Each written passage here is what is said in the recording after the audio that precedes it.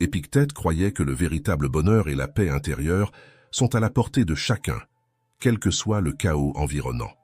Mais soyons honnêtes, cette idée peut sembler presque irréalisable lorsque la vie nous frappe sans prévenir.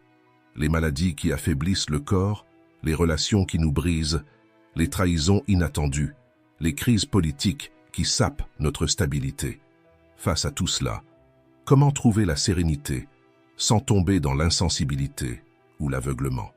La réponse du stoïcisme est brute et intransigeante. Nous ne pouvons pas laisser le monde extérieur dicter ce que nous ressentons à l'intérieur. Cela ne signifie pas l'indifférence, mais la maîtrise de ce qui nous appartient véritablement, nos choix, nos jugements, notre caractère. Épictète n'offre ni consolation facile, ni raccourci vers la tranquillité. Au contraire, il nous met au défi d'affronter nos angoisses, nos peurs les plus profondes, et de les extirper à la racine. La véritable paix ne consiste pas à fuir les problèmes, ni à prétendre que la douleur n'existe pas. Elle consiste à se libérer de l'illusion du contrôle sur ce qui nous échappe. Et cette liberté n'est pas un luxe, mais une nécessité. Dans cette vidéo, nous allons explorer l'origine de notre souffrance, et plus important encore, comment briser cette prison émotionnelle. Car oui, la paix intérieure est bien réelle, mais uniquement pour ceux qui sont prêts à la conquérir. Première partie, l'histoire du philosophe et l'esclave. Épictète est né sans avoir le choix. Esclave dans l'ancienne Hiérapolis, vers l'an 50 après Jésus-Christ, il aurait pu passer toute sa vie enchaîné, non seulement dans son corps, mais aussi dans son esprit. Il aurait pu accepter la servitude comme une fatalité, mais il ne l'a pas fait. Très tôt, il a compris que, bien qu'il ne puisse pas contrôler ce qui lui arrivait, il pouvait contrôler la façon dont il y réagissait. Et c'est cette clé qui l'a libéré bien avant que tout décret officiel ne le fasse. Son refuge fut la philosophie, non pas comme un simple passe-temps intellectuel, mais comme un guide de survie. À Rome, sous la tutelle de Musonius Rufus, il a appris que la véritable grandeur ne réside pas dans ce que nous possédons, mais dans la manière dont nous affrontons la vie. Il a compris que rien n'est plus puissant que la maîtrise de ses propres pensées et émotions. Mais Rome ne tolère pas ceux qui remettent son ordre en question. Lorsque Domitien a expulsé les philosophes, Épictète a été contraint à l'exil. Une fois encore, il aurait pu se voir comme une victime. Mais il ne s'est pas lamenté. Il s'est installé à Nicopolis et a transformé cette adversité en héritage. Il a fondé une école, un refuge pour ceux qui cherchaient à vivre avec intégrité et courage. Ces enseignements, retranscrits par Arrien dans les entretiens et le manuel, ont traversé les siècles, touchant tous ceux qui osent rechercher la liberté intérieure. Épictète ne parlait pas avec emphase. Il ne développait pas de théories inaccessibles. Il nous défiait de regarder en nous-mêmes et de comprendre que notre plus grande prison ne se trouve pas à l'extérieur, mais en nous. La peur, la colère, le besoin de tout contrôler, tout cela nous maintient captifs. Et sa proposition était simple mais radicale. Comprendre la philosophie ne suffit pas. Il faut la vivre, chaque jour. Ce chemin n'est pas pour les faibles. Il exige du courage, celui de remettre en question ses croyances anciennes, d'abandonner le poids du passé et de reconstruire notre vision du monde. L'invitation d'Épictète n'est pas de se contenter d'admirer sa sagesse, mais d'avoir l'audace de l'appliquer. De se libérer, non pas des chaînes visibles, mais de celles que l'on ne voit pas, celles qui bien souvent nous retiennent sans que nous en ayons conscience. Dans les prochaines minutes, nous explorerons les idées qu'il considérait comme essentielles pour comprendre la souffrance humaine et, plus important encore, pour la surmonter. Si c'est votre première fois ici, abonnez-vous à la chaîne, activez les notifications et laissez un like. Chaque vidéo est une étape vers une vie plus forte, plus lucide et plus libre. Deuxième partie, désir et aversion. Imaginez une journée apparemment ordinaire, où tout suit son cours habituel, sans grande surprise. Puis, soudainement, l'inattendu vient troubler votre tranquillité. Peut-être une remarque acerbe, une nouvelle bouleversante, ou une scène choquante dans la rue. En un instant, votre âme est ébranlée, votre humeur change. Mais pourquoi cela se produit-il? La vérité, c'est que l'événement en lui-même n'a pas le pouvoir d'ébranler vos émotions. Ce qui compte réellement, c'est la manière dont vous interprétez ce qui s'est passé. Les stoïciens nous ont toujours enseigné. Ce n'est pas l'événement qui nous blesse, mais la valeur que nous lui accordons. Réfléchissez-y. Imaginez que vous perdez une somme d'argent. Pour le monde, ce n'est qu'un chiffre, une ressource éphémère. Mais pour vous, cela peut représenter bien plus. La sécurité face à un avenir incertain. La stabilité pour laquelle vous avez tant lutté. Cette perte fait mal, non pas à cause de son montant, mais à cause du rêve et de l'espoir qu'elle symbolisait. Maintenant, visualisez un cafard traversant votre cuisine. Pour certains, ce n'est qu'un léger désagrément. Pour d'autres, c'est une véritable source de panique. L'insecte ne change pas, mais la réaction diffère car chacun porte en lui un bagage d'expérience et de croyances, souvent irrationnelles. Notre cerveau, programmé pour survivre, réagit instantanément. Il classe tout en deux catégories, sûr ou dangereux, agréable ou répugnant. L'odeur d'un gâteau fraîchement sorti du four nous enveloppe de douceur et de nostalgie, tandis que la vue d'un rat dans la cuisine réveille une peur viscérale et ancestrale. Ces réactions sont automatiques, façonnées par nos expériences passées et nos influences extérieures. Mais sont-elles toujours justes ou nécessaires? Prenons l'exemple d'un conducteur dans la circulation. Il est en retard, le stress est palpable et soudain, une voiture le coupe brusquement. Son cœur s'accélère, son sang bouillonne et sa première réaction est la colère. Il klaxonne, crie, accélère impulsivement. Maintenant, imaginez que, dans un élan de courage, il s'accorde une pause.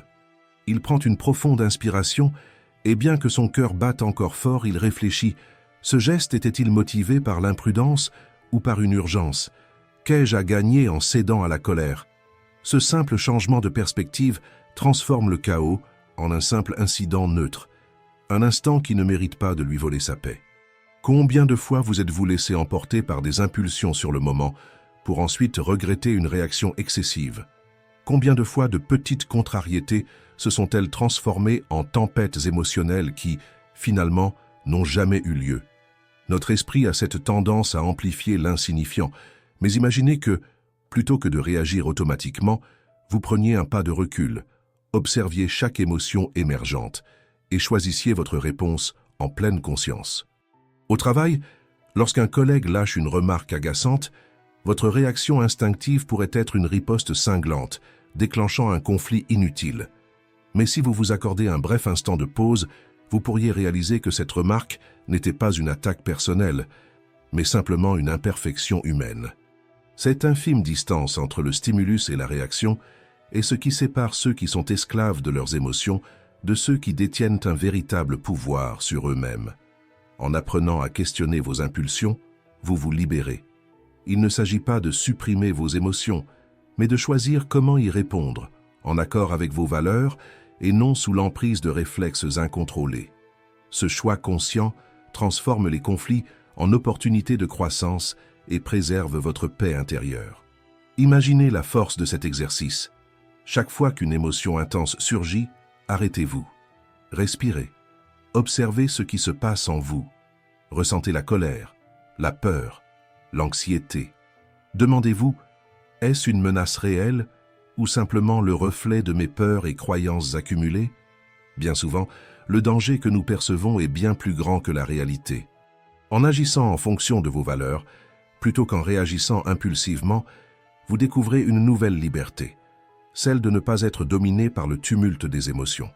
Chaque défi, chaque situation apparemment négative, devient une occasion de pratiquer la modération et la clarté. Comme l'enseignait Épictète, ce n'est pas le monde extérieur qui nous trouble, mais la manière dont nous choisissons de le percevoir. Le désir et l'aversion, ces impulsions internes, ne sont que le reflet d'un esprit qui a appris à attribuer une importance exagérée à ce qui l'entoure. Lorsque nous désirons quelque chose avec intensité, nous amplifions sa valeur et créons des attentes qui, si elles ne se réalisent pas, nous laissent dévastés. De la même manière, nous évitons certaines situations non pas pour leur danger réel, mais en raison de peurs profondément enracinées en nous.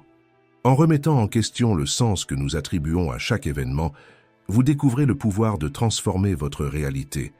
Chaque émotion, qu'elle soit fondée sur le désir ou l'aversion, est une opportunité de pratiquer la maîtrise de soi et d'affirmer votre véritable essence. Il ne s'agit pas de nier les sentiments, mais de comprendre que, en prenant du recul, vous pouvez choisir une réponse qui résonne réellement avec qui vous êtes. Ainsi, la prochaine fois qu'une émotion intense vous envahit, prenez une pause, respirez, interrogez-vous et choisissez d'agir en pleine conscience.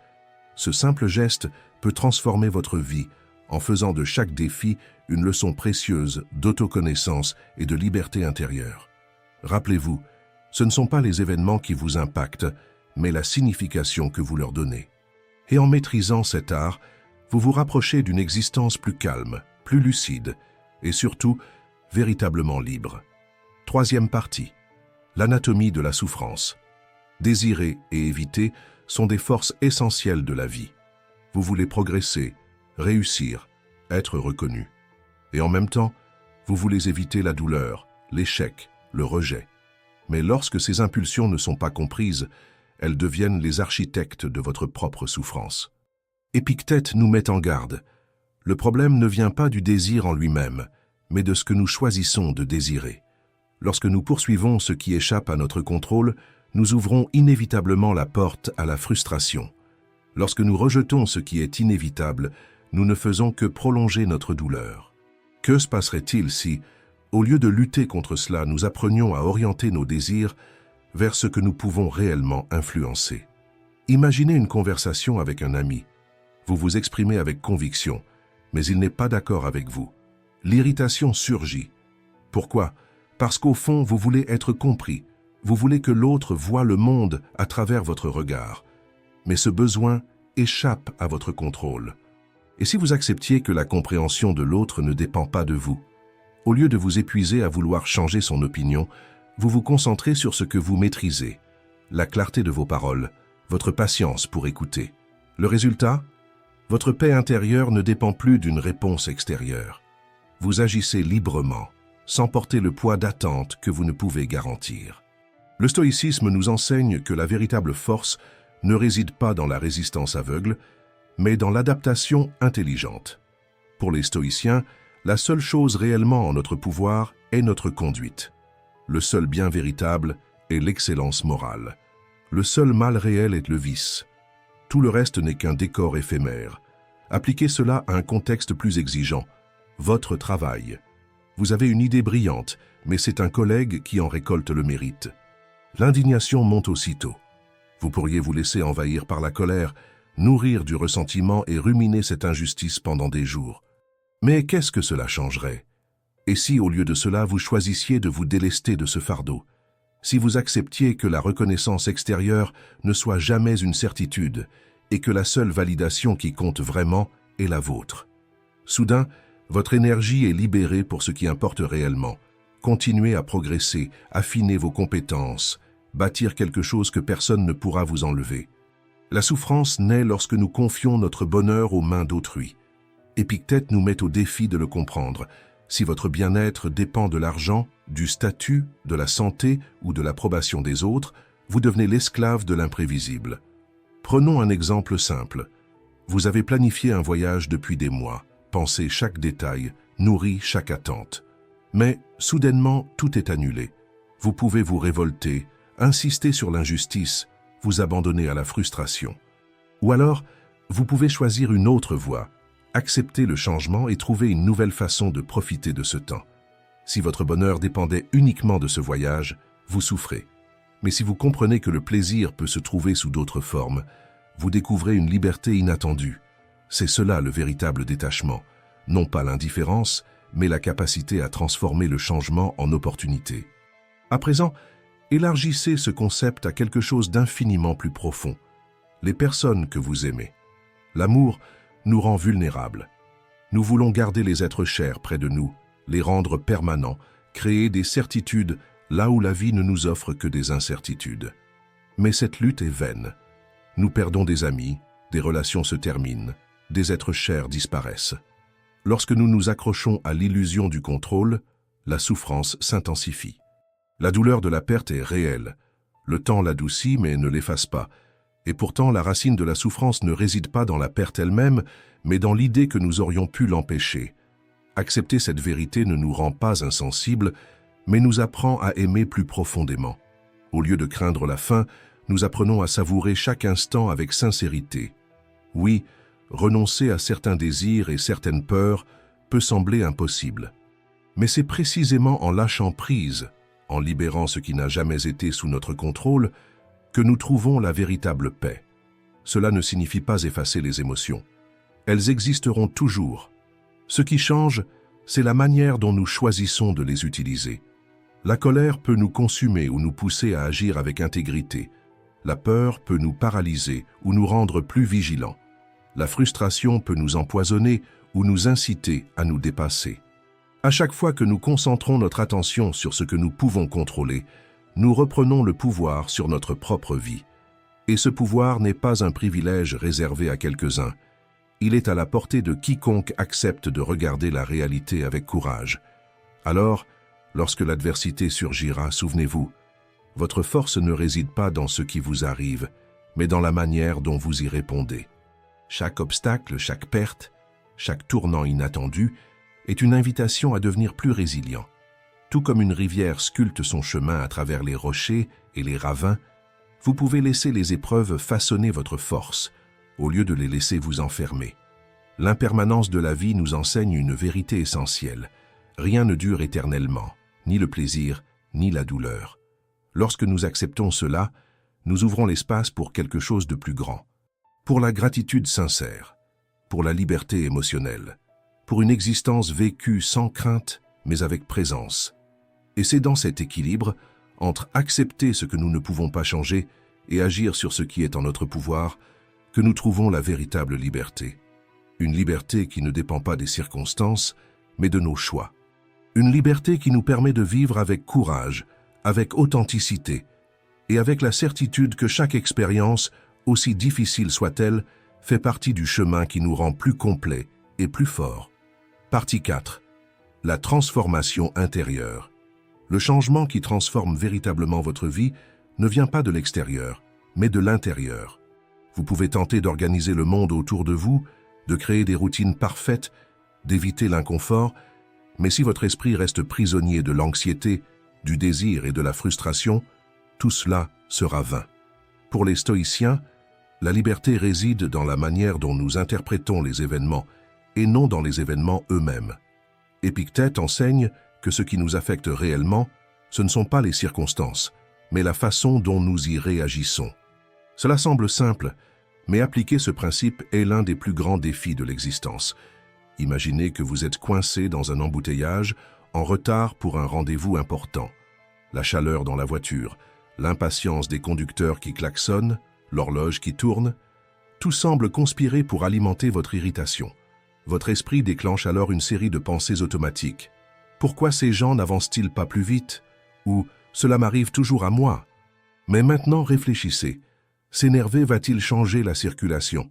Non. En revanche, cela va épuiser votre énergie, accélérer votre rythme cardiaque et peut-être même gâcher votre journée. C'est comme se fâcher contre la pluie parce que vous ne voulez pas être mouillé. Lorsque nous acceptons que certaines choses échappent à notre contrôle, nous nous libérons du poids de la frustration. L'acceptation ne signifie pas la passivité. Cela signifie rediriger votre énergie vers ce qui compte réellement. Si la circulation est bloquée, vous pouvez en profiter pour écouter un bon livre audio, appeler quelqu'un ou simplement respirer profondément et pratiquer la patience.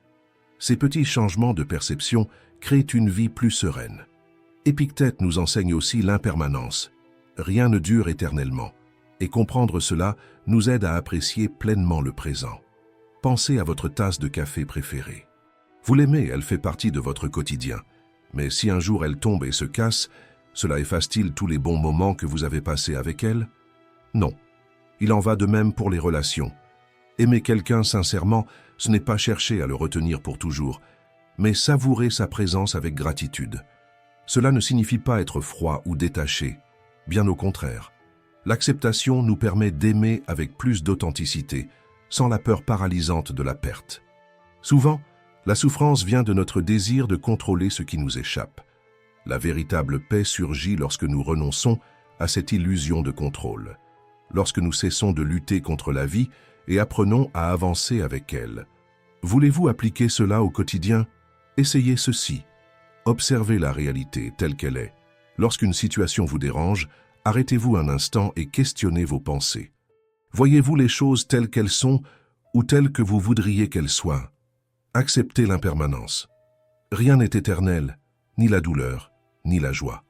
Plutôt que de résister au changement, apprenez à l'accueillir avec gratitude. Avancez avec la vie. Au lieu de lutter contre ce qui est hors de votre contrôle, concentrez-vous sur ce que vous pouvez transformer. Vos actions, vos réactions et votre manière de percevoir le monde. Ce changement de perspective apporte la liberté.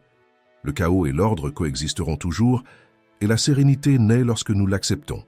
Plutôt que de chercher à maîtriser chaque détail de la vie, nous apprenons à en faire un enseignement. Chaque défi devient une opportunité de grandir. Chaque moment difficile se transforme en une invitation à la patience, à la gratitude et à la résilience. La transformation intérieure ne signifie pas supprimer ses émotions ou devenir insensible. Au contraire, cela signifie les ressentir pleinement sans en être esclave. Cela signifie construire un esprit suffisamment fort pour affronter l'imprévu avec confiance. En fin de compte, la véritable liberté ne réside pas dans le contrôle absolu, mais dans l'apprentissage d'une vie authentique, sans être emporté par les turbulences du monde extérieur. En pratiquant la réflexion quotidienne, nous développons la capacité de distinguer ce qui nous appartient réellement de ce qui est éphémère. Cela nous aide à repérer les schémas qui nous limitent et à ouvrir la voie à un changement sincère et profond. En acceptant chaque expérience, qu'elle soit difficile ou gratifiante, nous apprenons à agir avec compassion et résilience, en dirigeant notre énergie vers une transformation intérieure. Comme l'a dit l'empereur philosophe Marc Aurèle, l'âme prend la couleur de ses pensées. En changeant notre façon de penser, nous transformons notre réalité. Chaque obstacle cesse d'être un fardeau et devient une opportunité de réaffirmer notre engagement envers l'authenticité et la paix intérieure. Cette pratique constante d'autoconnaissance et d'acceptation nous conduit vers une liberté véritable, où l'équilibre entre notre monde intérieur et nos expériences extérieures devient le fondement d'une vie épanouie et consciente. Partie 5. Construire sa paix intérieure. La vie ne suit pas toujours le scénario que nous souhaiterions. Les gens nous déçoivent, les relations évoluent, les pertes surviennent et le temps laisse son empreinte. Tout cela fait partie du cours naturel de l'existence, et plus nous résistons, plus nous souffrons. Mais lorsque nous apprenons à accepter que certains événements échappent à notre contrôle, nous trouvons un profond soulagement. L'acceptation n'est pas de la résignation. Elle ne signifie pas croiser les bras et endurer ce qui arrive comme une fatalité. Accepter, c'est reconnaître la réalité telle qu'elle est et rediriger notre énergie vers ce que nous pouvons transformer. Imaginez un athlète qui subit une blessure grave et voit son rêve de compétition menacé. Il a deux choix, se laisser submerger par le désespoir ou se concentrer sur ce qu'il peut encore accomplir. Il peut investir dans sa rééducation, renforcer son mental et chercher de nouvelles façons de se surpasser. Plutôt que de se définir par la douleur de la perte, il décide de l'utiliser comme un moteur pour un nouveau projet. Cela s'applique à toutes les situations. La véritable force ne réside pas dans le contrôle du monde extérieur, mais dans la maîtrise de notre réaction face à ce qui nous arrive. Les stoïciens nous enseignent que la paix intérieure naît de cette capacité à agir avec clarté et équilibre, sans laisser la colère ou la peur dicter nos choix. Comment trouver du réconfort dans la douleur sans qu'elle nous détruise? Épictète nous enseigne que nous souffrons parce que nous voulons que la vie corresponde à nos désirs au lieu de l'accepter telle qu'elle est. Il nous propose un changement de perspective. Ne demande pas que les événements arrivent comme tu le souhaites, mais souhaite qu'ils arrivent comme ils arrivent, et tu trouveras la paix. Cela semble simple, mais cette idée peut complètement transformer notre façon d'affronter les épreuves. Plus nous tentons de forcer la réalité à s'adapter à nos attentes, plus nous accumulons de frustration. Mais lorsque nous abandonnons nos exigences rigides et irréalistes, nous laissons place à une véritable sérénité. Prenons l'exemple d'une relation où vous essayez encore et encore de changer le comportement de l'autre. Vous avez discuté, demandé, insisté, mais la personne continue d'agir de la même manière.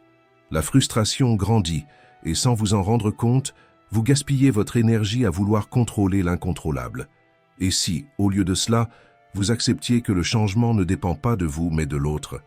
Cela ne signifie pas abandonner ou tolérer des situations néfastes, mais plutôt rediriger votre énergie vers ce qui peut réellement être ajusté, votre propre réaction.